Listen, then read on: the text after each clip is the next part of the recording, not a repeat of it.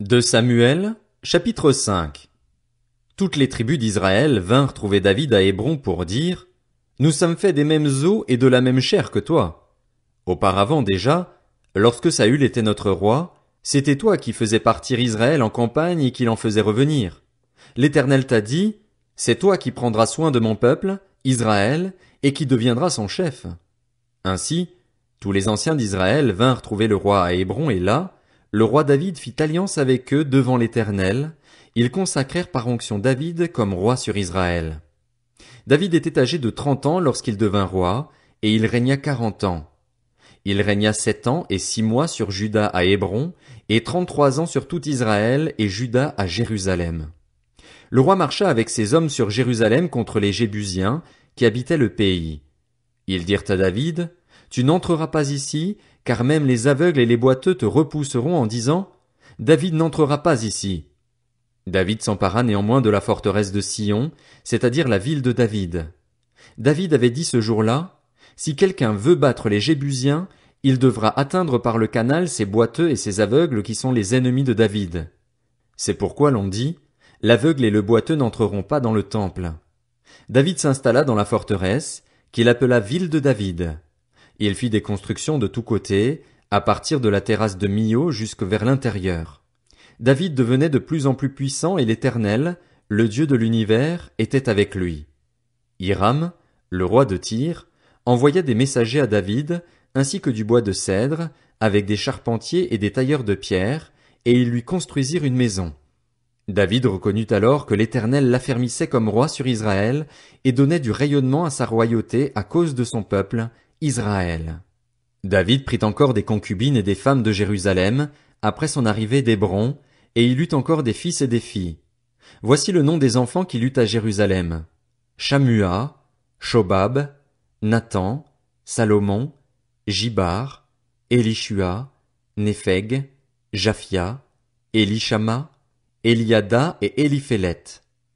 Les Philistins apprirent qu'on avait consacré par onction David comme roi sur Israël, et ils montèrent tous à sa recherche. David en fut informé et descendit à la forteresse. Les Philistins arrivèrent et se déployèrent dans la vallée des Réphaïm. David consulta l'Éternel en disant: Dois-je monter contre les Philistins? Les livreras-tu entre mes mains?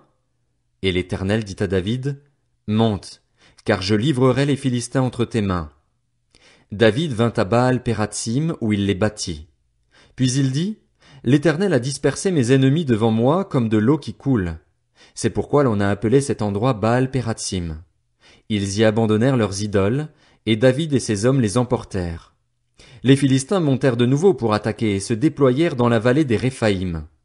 David consulta l'Éternel, et l'Éternel dit: Tu ne monteras pas. Contourne-les par derrière et tu arriveras sur eux vis-à-vis des mûriers. Quand tu entendras un bruit de pas dans les cimes des mûriers, alors dépêche-toi, car c'est l'Éternel qui marche devant toi pour battre l'armée des Philistins. David fit ce que l'Éternel lui avait ordonné, et il porta des coups aux Philistins depuis Géba jusqu'à Gézer. De Samuel, chapitre 6. David rassembla encore toute l'élite d'Israël, qui comptait 30 000 hommes. Puis, avec tout le peuple qui était à ses côtés, il partit de Baal-et-Juda pour faire monter de là l'arche de Dieu, à laquelle est associé le nom de l'Éternel, le Maître de l'univers, qui siège au-dessus d'elle entre les chérubins. Ils mirent ce coffre de Dieu sur un char neuf et l'emportèrent depuis la maison d'Abinadab qui se trouve sur la colline. C'étaient Uza et Ashjo, les fils d'Abinadab, qui conduisaient le char neuf. Ils l'emportèrent donc depuis la maison d'Abinadab qui se trouve sur la colline. Uza marchait à côté de l'arche de Dieu, et Ashjo devant. David et toute la communauté d'Israël jouaient devant l'Éternel de toutes sortes d'instruments en bois de cyprès, de la harpe, du luth, du tambourin, du sistre et des cymbales. Lorsqu'ils furent arrivés à l'aire de battage de Nakon, Uza tendit la main vers l'arche de Dieu et la retint, parce que les bœufs la faisaient pencher. La colère de l'Éternel s'enflamma contre lui et Dieu le frappa sur place à cause de sa faute. Uza mourut là, près de l'arche de Dieu. David fut troublé de ce que l'Éternel avait infligé une telle punition à Uza, et cet endroit a été appelé jusqu'à aujourd'hui Péretz Uza. David eut peur de l'Éternel, ce jour-là, et il se dit: Comment l'arche de l'Éternel pourrait-elle entrer chez moi?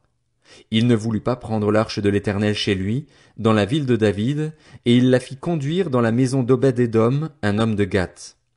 L'arche de l'Éternel resta 3 mois dans la maison d'Obed-Édom de Gath, et l'Éternel le bénit, ainsi que toute sa famille.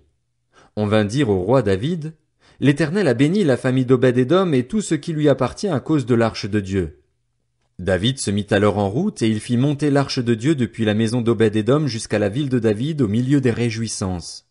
Quand ceux qui portaient l'arche de l'Éternel eurent fait 6 pas, on sacrifia un bœuf et un veau gras.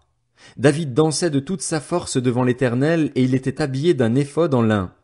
David et toute la communauté d'Israël firent monter l'arche de l'Éternel avec des cris de joie et au son des trompettes.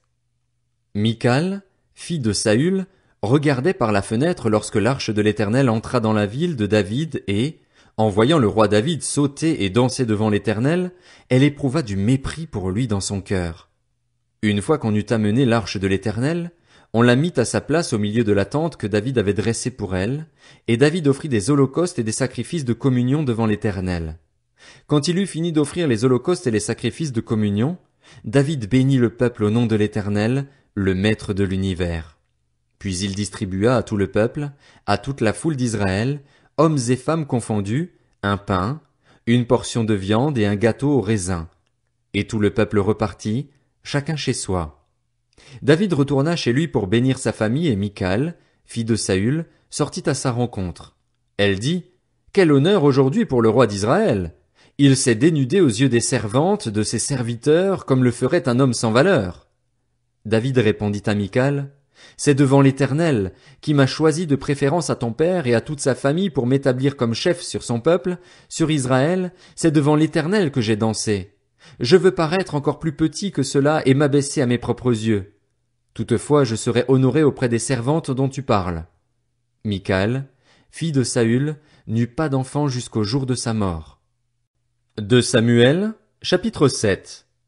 Lorsqu'il fut installé dans son palais et que l'Éternel lui eut donné du repos en le délivrant de tous les ennemis qui l'entouraient, le roi dit au prophète Nathan, « Vois donc, j'habite dans une maison en cèdre, tandis que l'arche de Dieu est installée au milieu d'une tente. » Nathan répondit au roi, « Vas-y, fais tout ce que tu as dans le cœur, car l'Éternel est avec toi. » La nuit suivante, la parole de l'Éternel fut adressée à Nathan.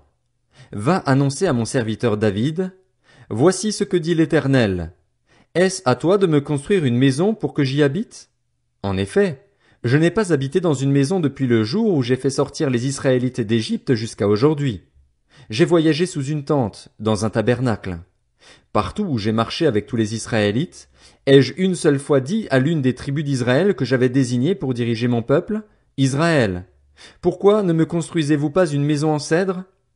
Annonce maintenant à mon serviteur David, voici ce que dit l'Éternel, le Maître de l'univers. Je t'ai pris au pâturage, derrière les brebis, pour que tu sois chef sur mon peuple, sur Israël. Je t'ai accompagné partout où tu as marché. J'ai éliminé tous tes ennemis devant toi et j'ai rendu ton nom aussi grand que celui des grands de la terre. J'ai donné un lieu de résidence à mon peuple, à Israël. Je l'ai planté pour qu'il y soit fixé et ne soit plus agité, pour que les méchants ne l'oppriment plus comme par le passé, comme à l'époque où j'avais établi des juges sur mon peuple, sur Israël. Je t'ai accordé du repos en te délivrant de tous tes ennemis. De plus, l'Éternel t'annonce qu'il va te faire lui-même une maison.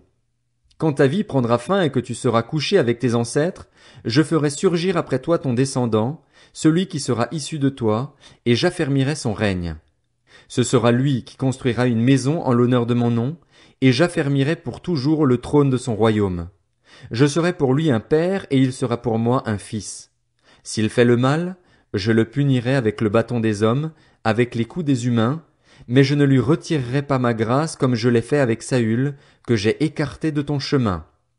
Ta maison et ton règne seront assurés pour toujours après toi, ton trône sera affermi pour toujours. » Nathan rapporta toutes ces paroles et toute cette vision à David. Alors le roi David alla se présenter devant l'Éternel et dit, « Qui suis-je, Seigneur Éternel, et qu'est-ce que ma famille, pour que tu m'aies fait parvenir là où je suis? Et c'est encore trop peu à tes yeux, Seigneur Éternel? Tu parles aussi de la famille de ton serviteur pour un avenir lointain et tu consens à en instruire un homme, Seigneur Éternel. Que pourrait te dire de plus, David? Tu connais ton serviteur. Seigneur éternel. C'est à cause de tes promesses et conformément à tes désirs que tu as accompli toutes ces grandes choses et les as révélées à ton serviteur. Que tu es donc grand, Seigneur éternel. En effet, personne n'est semblable à toi et il n'y a pas d'autre Dieu que toi, d'après tout ce que nous avons entendu. Existe-t-il sur la terre une seule nation qui soit comme ton peuple, comme Israël?